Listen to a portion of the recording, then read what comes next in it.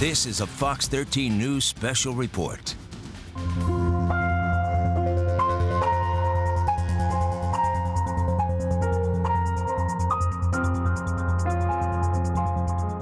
Houses of worship around the world.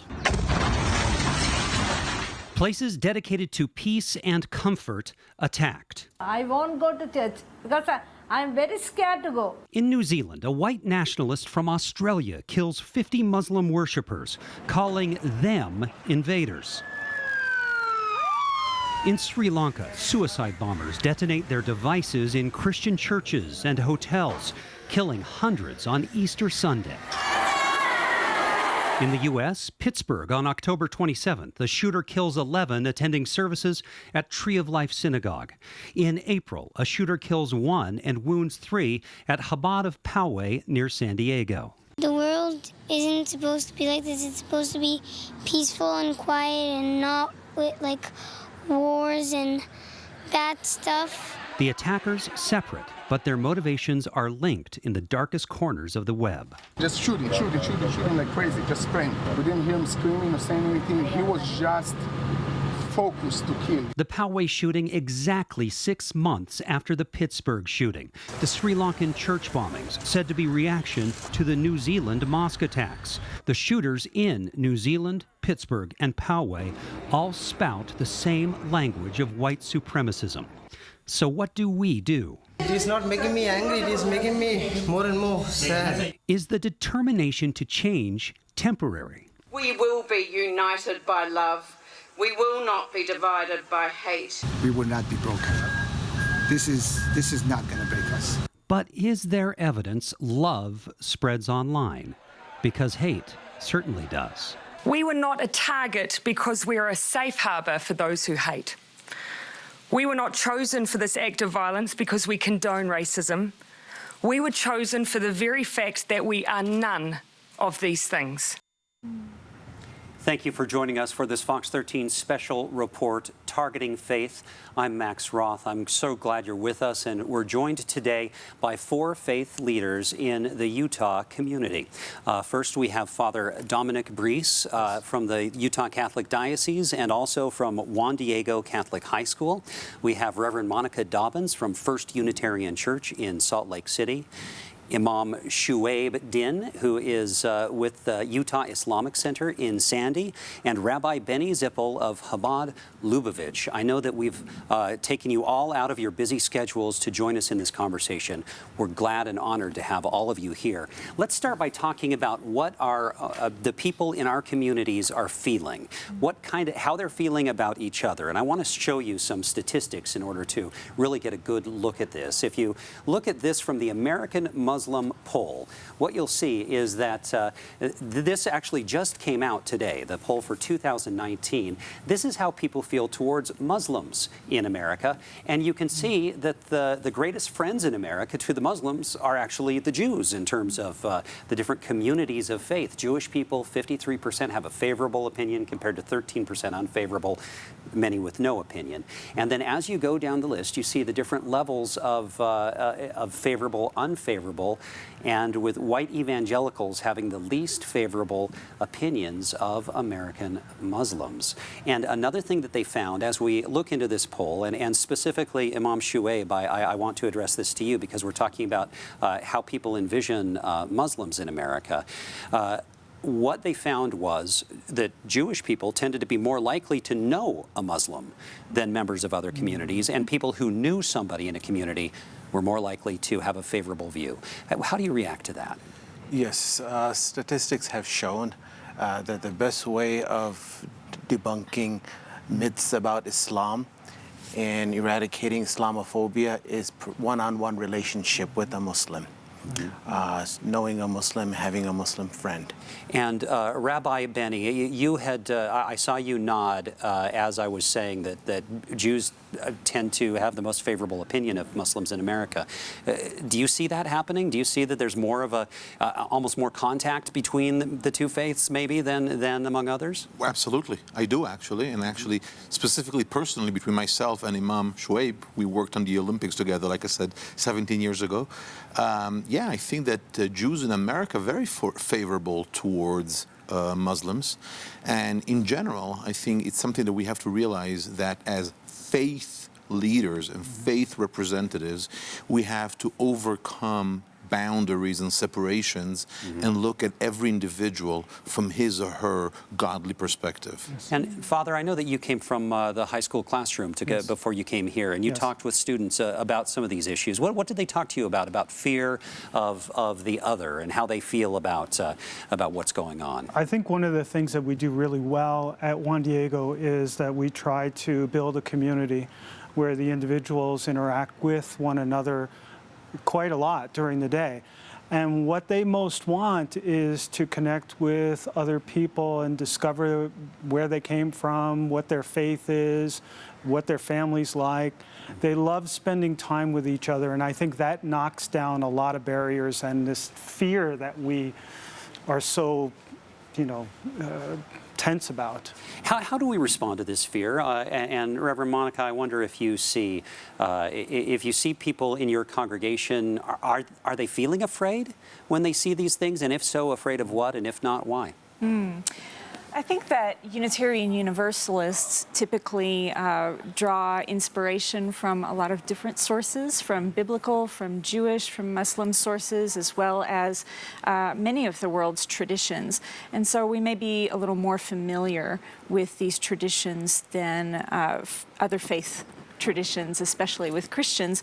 But I think that our fear is really for our neighbors who are vulnerable, having contact with people who are afraid in their houses of worship. It's not something that we often fear for ourselves, but we certainly feel it for our neighbors. You know what, when we come back, I want to get some response from the Imam and Rabbi about maybe the fear in your congregations, because there is maybe a little bit more of a sense that your communities are feeling that level of criticism and possible danger. So we're going to be right back after this break. We want to ask some other important questions here. We want to look at the statistics that show hate crimes are increasing. Are people more angry? Are they more lonely? Are they looking for meaning in their lives? We'll ask those questions along with exploring a little bit more about this idea of fear. Coming right up.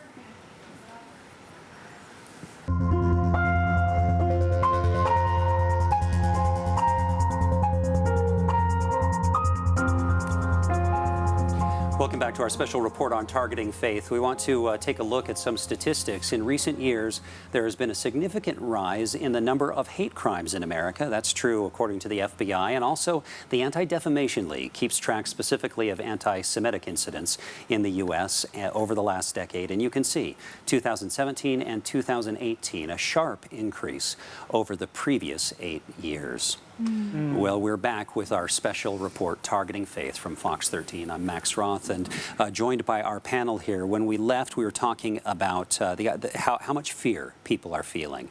And Imam Shuaib, is that something, do you guys get together? Do you talk about that, and how do you deal with it? After the New Zealand attack, one congregant said, I've been living in Utah for 40 years, but this is the first time that I'm feeling fear. So we have formed a security team, and we have taken a lot of measures that we never thought we would be taking. What does it mean to have a security team? What do they do? We have members in our congregation who are exploring how to beef up security at our facility. We have an armed guard at all our services. We have more cameras, all of that. Right. Rabbi Benny?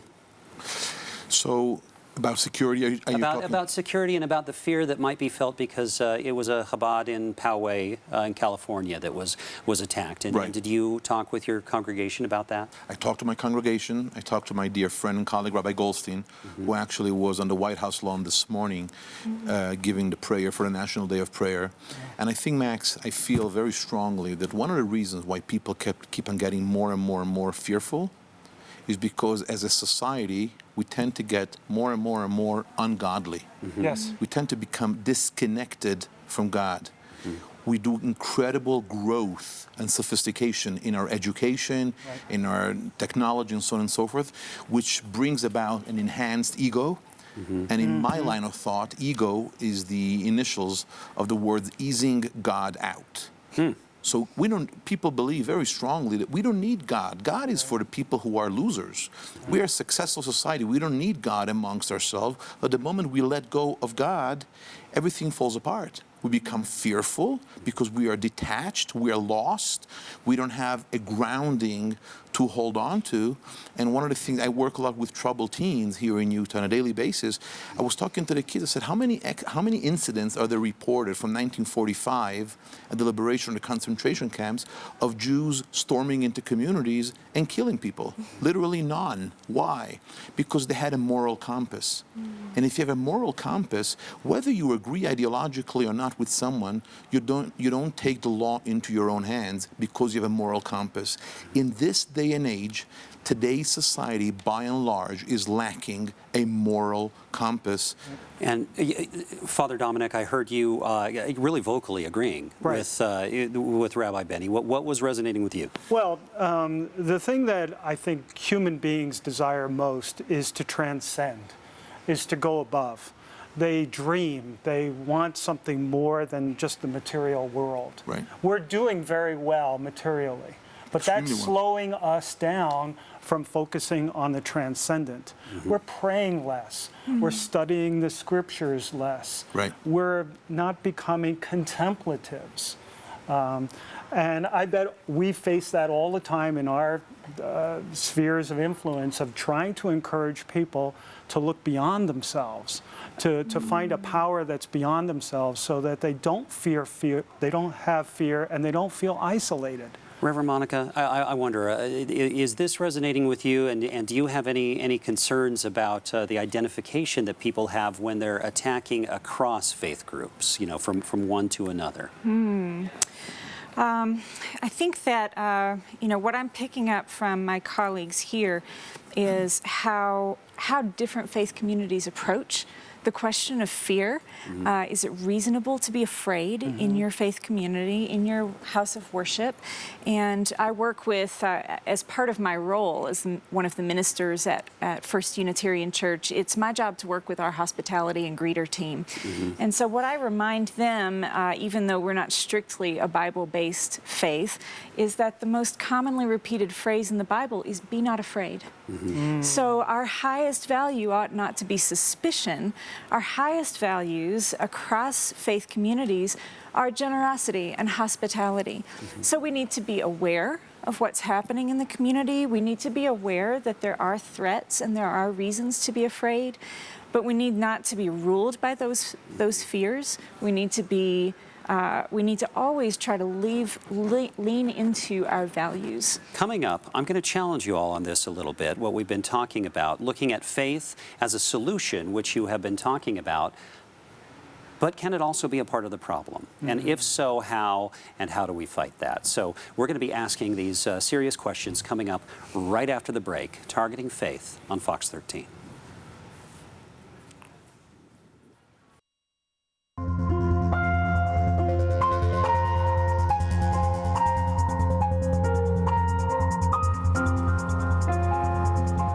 Welcome back to a Fox 13 special report, Targeting Faith. You're looking at an article from today's edition of the Washington Post, or from a recent edition of the Washington Post, I should say, saying the alleged synagogue shooter in Poway was a churchgoer who talked Christian theology, raising tough questions for evangelical pastors. A pastor in his own denomination tweeted a number of things after learning that. Micah Edmondson saying, mourning the loss of Lori Gilbert Kay's 60-year-old mother killed while shielding her rabbi at Chabad synagogue yesterday. He says, I was horrified to learn that her murderer is a member of the OPC, Orthodox Presbyterian Church, brainwashed by white nationalism in the very midst of a Reformed congregation. Welcome back to our special report, joined by a panel of clergy from the Salt Lake City area. Thank you all so much for being with us. So as we went to break, I said I was going to push back a little bit. In talking about how, and Father Dominic, I'll start with you, and talking about how we need more of God, we need more faith. How do you say that when you see this shooter who says he was all about God, he was all about faith, and here's my theology, and this is what I learned in my church? Clearly, he was an antichrist. When I was growing up, I was taught that the devil was this shadowy figure with horns and all that. But Pope Benedict, a couple of years ago, said very clearly, anyone who does not reflect the love of God to the person that they can see is an antichrist, is a person not of God. Okay, and so Imam Shuaib, there's a whole lot of violence internationally between Islam and Judaism and Christianity, and so are those people who are committing those acts, are they not Islamic? Are they not followers of God? They are people who claim to be Muslim or people who claim to be Christian, but they are not true Muslims or true Christians. No, they're not. A religion is not violent or peaceful. People are violent or peaceful, and it's what they bring. If a person is violent, he will bring violence into whichever religion he claims to be an adherent of. Rabbi Benny, a whole lot of people look at issues of terrorism around the world, and they say, well, that means that that paints the entire Islamic community, and that's how we need to look at them. Reverend Franklin Graham just recently called for the Coalition on American Islamic Relations. I'm not sure if I'm saying that right, but he called on them to be labeled a terrorist organization. Okay, so is that the way we should look at it? Absolutely not. So in Judaism, we believe, the Ten Commandments, which is obviously the foundation, the foundation pillar of Judaism, which are usually read vertically, so 1 through 5, and then 6 through 10. According to our sages, there's a way to read them horizontally as well. So commandment number 1 that says, I am the Lord your God that has taken you out of the land of Egypt, is a supporting pillar for commandment number 6, which is, you shall not murder. It doesn't say you shall not murder someone who you agree with, somebody who practices your religion, somebody who you share a sexual preference with, or a skin color, or a political ideology. It says, I am the Lord your God, you shall not murder. And therefore anybody, and I challenge anyone to argue with me about that, anybody that can stand up and take away the life of a fellow person, let alone fellow persons, and blame that on God, it is inherently fraudulent. We're out of time for this segment. We're going to come back for some final thoughts. So we'll be right back after the break.